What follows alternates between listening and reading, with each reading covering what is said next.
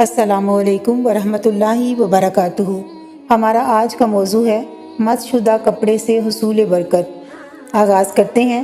مولائے کائنات سیدنا علی المرتضیٰ رضی اللہ عنہ کی والدہ ماجدہ حضرت فاطمہ بنت اسد رضی اللہ عنہ کا وصال ہوا تو حضور صلی اللہ علیہ وآلہ وسلم نے ان کی تجہیز و تکفین کے لیے خصوصی اہتمام فرمایا۔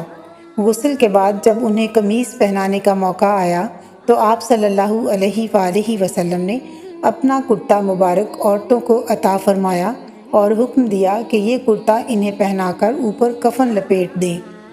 حضور نبی اکرم صلی اللہ علیہ وآلہ وسلم کی طرف سے کرتا عطا فرمانے کا مقصد یہی سمجھ میں آتا ہے کہ آپ صلی اللہ علیہ وآلہ وسلم چاہتے تھے کہ وہ اس کے فیوز و برکات سے مستفید ہو جائیں۔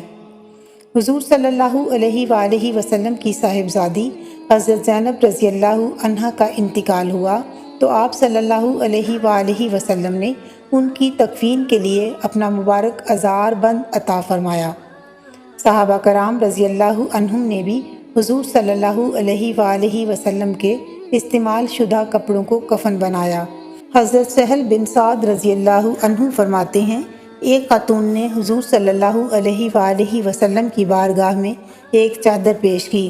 جب آپ صلی اللہ علیہ وآلہ وسلم نے وہ زیب تن فرمائی تو ایک شخص نے عرض کیا، یا رسول اللہ صلی اللہ علیہ وسلم، کتنی حسین چادر ہے، مجھے عنایت فرما دیں۔ آپ صلی اللہ علیہ وآلہ وسلم نے انہیں عنایت فرمائی۔ حاضرین میں سے بعض نے اس کو اچھا نہیں سمجھا اور چادر مانگنے والے کو ملامت کی کہ جب تمہیں معلوم تھا کہ حضور صلی اللہ علیہ وآلہ وسلم کسی سائل کو واپس نہیں لوٹاتے تو تم نے یہ چادر کیوں مانگی؟ اس شخص نے جواب دیا، خدا کی قسم میں نے یہ چادر اس لیے نہیں مانگی کہ اسے پہنوں، میں نے تو اس کی برکت کی امید سے اس لیے مانگی ہے کہ یہ مبارک چادر میرا کفن ہو۔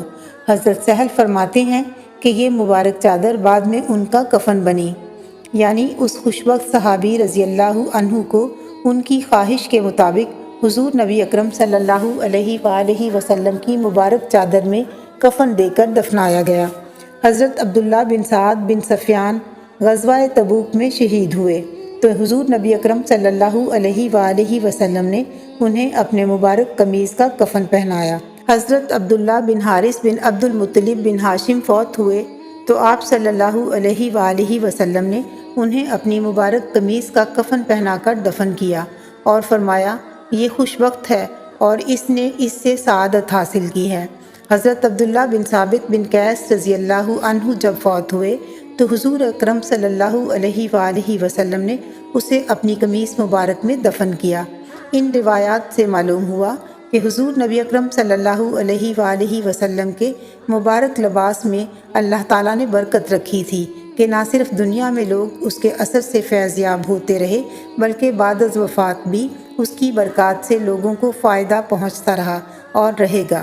آپ صلی اللہ علیہ وآلہ وسلم نے جو لباس زیب تن فرمایا نسبت مصطفیٰ صلی اللہ علیہ وآلہ وسلم سے پہلے وہ بھی عام کپڑا تھا، مگر جسد اطہر کے ساتھ منسوب ہونے کی وجہ سے وہ مشرف و متبرک ہو گیا۔ اسی لیے صحابہ کرام رضی اللہ عنہم خواہش رکھتے تھے کہ انہیں کفن کے لیے کوئی ایسا کپڑا میسر آئے جس کی جسد اطہر کے ساتھ کچھ نہ کچھ نسبت ہو۔ خود نبی اکرم صلی اللہ علیہ وآلہ وسلم نے اپنے بعض صحابہ کو ایسے بابرکت کپڑے عنایت فرما کر خود اپنے عمل سے یہ ثابت کیا کہ تبرکات صالحین سے برکت حاصل کرنا جائز اور مشروع ہے۔ اس کے ساتھ ہی ہمارے آج کے مطالعہ کا وقت ختم ہوا۔ آئندہ تک کے لیے اجازت دیجیے۔ اللہ حافظ۔